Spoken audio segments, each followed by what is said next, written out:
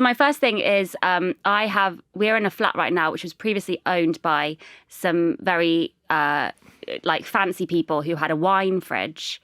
Obviously, it's meant for wine, but I have a lot of stuff and a lot of children. I don't have any space for anything. I don't even have a desk at the moment. I don't have anything. So all of my sketchbooks, which was my first bit of my career, I've got maybe 100 sketchbooks, are in the wine fridge. So my wine fridge, every time and it's one of those see-through doors, so you can see in. So every time I change their nappy, I'm looking in the wine fridge at my sketchbook. So looking at my former self as I'm clearing another shit away. Yeah, that's in an icy prison. Okay, right. So it's quite a joyful thing to look at every day because it reminds... Whoa. So looking at your former self locked in an icy prison is joyful? No, looking at the things that I made. Gotcha.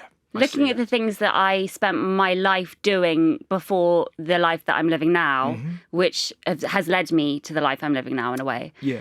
I feel sad in a way because I just don't have the time I had before to do what I love, which is art and drawing and stuff. And my career's just gone in a really strange way as it, out of my control.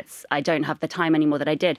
But every time I do look at them, I always feel quite happy because it's like, I did them for me. I just did them for no reason. I didn't do them for my career. I just drew because I loved it. Yes. And it was something that I put out there into the world. I mean, initially I just put them out. I did a daily doodle on Twitter. And then as the years went on, it did become a business for me. And I sold my prints and it was my main income for years. Yeah. And it's just something that But it started off as like art for art's sake. Completely. Yeah. Started off actually because I was at art school. And I dropped out when I got Harry Potter. And then on Harry Potter, the days were so long where you would just do nothing for days because they take so long to film everything that you usually just end up waiting for weeks. Yeah. So I actually started drawing way more when I started acting because you're just waiting around the whole time. Yeah.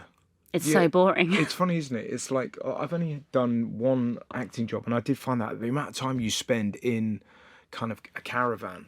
You go mad. There were so many sweets there, and you then destroy all the sweets, and then you eat all the crisps and all the biscuits, and then you get fat and you can never work again. But you're just kind of like, get me out of this caravan. No, you got to be in there for 3 more hours. Oh yeah, I once spent on Harry Potter. I spent 1 week in a trailer, 1 whole week without only going out to eat. So, and were these doodles? What was it sort of like? A compulsion to do them? Yeah, it became an obsessive thing. So I would start by doing kind of like a play on words. I don't know what it's called. A doodle, a pun version of a doodle version of a pun. And then they became relationship based. So in my 20s when I was dating, it really did become a way of me kind of acting out my kind of anger, and they were all about unrequited love. They were all about rejection. They were almost a way of me trying to give smoke signals to the people that were rejecting me at the time. Like, I can be funny. Yeah. And I'm so glad I did that because they really did help me through. And then they became all about dating and love. And then as I've got older, they've been about relationships and relationship gripes and monotony and heartbreak and. Yeah. So they've evolved. And then I tried to evolve them into mother stuff, but then, and I did, and I got a fair few motherhood-based drawings and stuff. But And do you, when you sort of sit down to do those drawings, do they just sort of come out of you naturally, or do you have an idea of like, I want to draw about this? Usually it's something that somebody said or something that's happened, and I would remember a line they said, or especially with my boyfriend, it would be something that he had said, that was just like ridiculously... either it would just have to be a doodle. The way that we talk to each other, and they've just always been. Is that your way of coping? Yeah, I think so. I think it was just.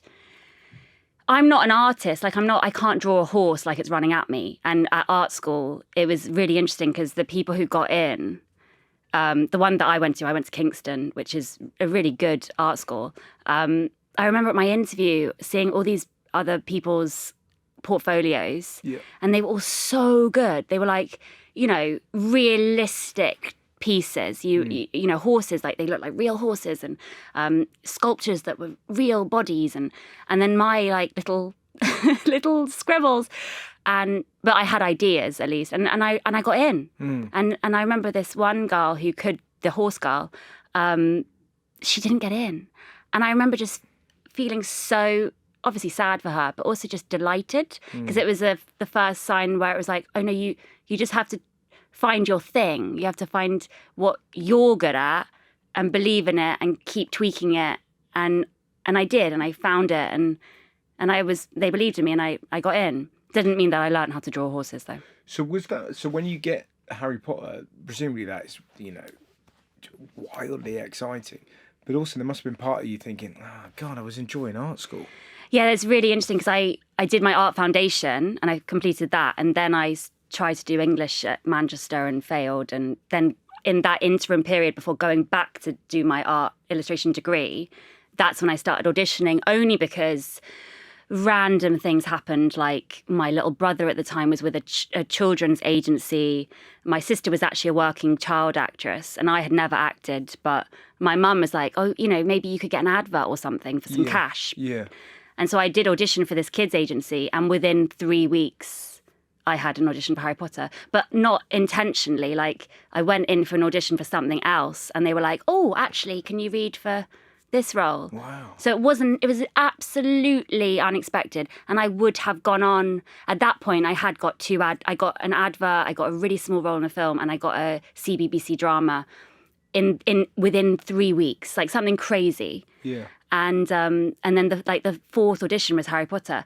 And I do really now think, even though I'm extremely grateful and it was an amazing opportunity, blah, blah, blah, blah, blah, I think I probably would have gone on getting little things, and I would have stayed at art school, because I didn't complete my degree, and I left because then I got the actress bug, where actually but it did mean and then I didn't work. I didn't work after Harry Potter for a long time. So I had to go back, keep doing my drawings. I started comedy. But had I just worked, because the jobs take so long, those films, that I wasn't allowed to work on other things. So I probably would have got another couple of little jobs and been able to do a lot more little things. Yeah, I see. So yeah, it massively affected my early 20s and where I was going. So when you look at these kind of like these draft books, do you ever get them out and have a flick through? Yeah, I do, a lot. And I had a book of them published, which was my proudest thing, really. And my daughter looks through them and stuff, and they're kind of inappropriate, but she doesn't get it. But I feel really, really happy that I did that. And I do see that in my future. I see that that's what I would go back to once I finally have a desk and a space again. And is it always sort of personal? It always starts from you? Yeah.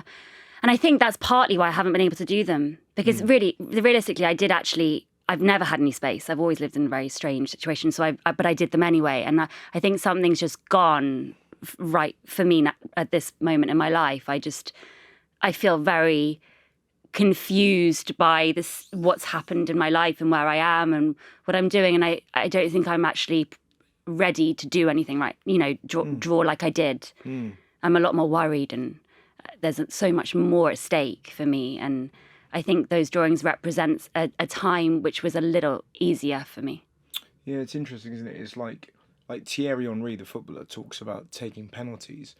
And he loved taking them when he was young because he didn't know what it felt like to miss a penalty. And it's sort of the older he got, he was like, oh God, this very simple, easy thing to do, a bit like drawing, suddenly was like, oh God, because you've got this backlog of work that you've done before, and are my drawings going in the right direction and whatever. And I think social media has transformed that as well for me. It's affected my ego, my confidence. It's affected everything, because I just used to post for fun. I used to post because I was expressing myself, and now it's a job. It's like just walking through here. We're right next to Central St Martin's, which is an art school, and I just walked through and just seeing all, they're freshers, they're starting out. And I was thinking, a massive part of their learning now is how to present themselves on social media. Yes. How to sell their work, not learn their craft. They're already probably learning how to shop, how to make a shop, and how to put it on TikTok and how to put it on Instagram. And that was just not we did not learn anything about that. Yeah, you're right, actually. At a very early age, you probably have to learn how to distill your work into something. Yeah, and the commercial. winners are the ones who know how to bottle what they do and explain it clearly and put it out there quickly. Yes. And I was previously quite good at that, but now I'm too cynical. So I'm quite afraid of it as well now. It just seems to be changing all the time. And you have to learn so many jobs now as a performer. Yeah, it's funny, isn't it? Like, specifically comedians have become like, the used car salesmen that used to do their own adverts. Yeah. Like, we've now become that, where it used to be like really tragic, and now like the super successful ones are the ones that have no shame in posting and no shame about kind of telling everyone where they are. Whereas most comics, if you kind of say, "Oh, tell me about yourself," you'd be like, do you know what I mean? You sort of shrink into yourself. What's the show about? About this and that. And yet the successful ones increasingly are the ones, well, my show is about this and that. And... Well, comedy, a comedian now, the definition is just so broad. Like, you can have an Edinburgh show, which can just be made up of your best TikToks.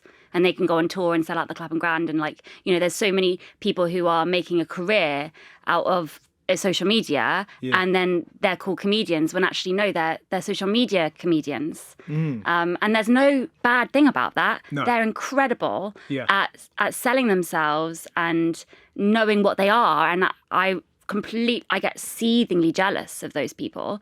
But then the people that I love to watch, and I'm just in awe for their minds and how they present, the world to us, and we watch them, and they you could can't never break that down. They could never do social media. Sure. So it's a really sticky point, I think, for artists. Well, it's that thing. Imagine like Bill Hicks doing a TikTok. Yeah. Do you know what I mean?